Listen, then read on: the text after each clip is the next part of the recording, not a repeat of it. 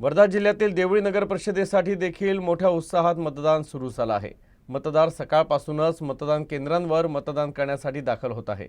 आमदार राजेश बकाणे यांनी देखील मतदानाचा हक्क बजावला।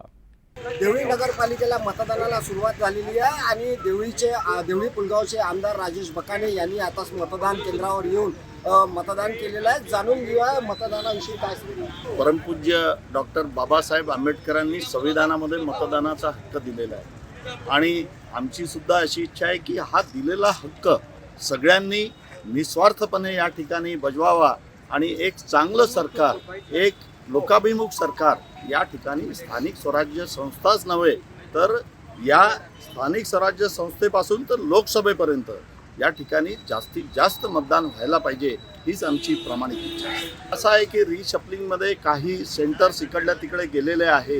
मी आता प्रोसिडिंग ऑफिसरसोबत बोलून BLOला सूचनासुद्धा केल्या की लोकांना इकडून तिकडे जाण्याचा त्रास होऊ नये म्हणून BLOनी जास्ती अलर्ट मोडवर राहून लोकांना सहकार्य करावं। नागरिकांना मतदानाविषयी काय आव्हान? माझं नागरिकांना आव्हान आहे की या ठिकाणी साधारण 17,000 मतदान देवळीचं आहे।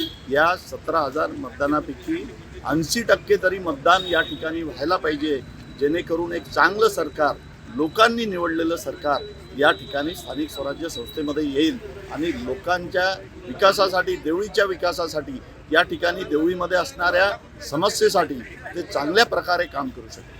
नक्कीच स्थानिक स्वराज्य संस्थेमध्ये किमान 80% वर मतदान व्हायला पाहिजे। नागरिकांना आवाहन केलेले आहे की जास्तीत जास्त प्रमाणात मतदान करावं, आपला मतदानाचा हक्क योग्य असेल। Surendra Ramteke, UCN news, Deoli, Wardha.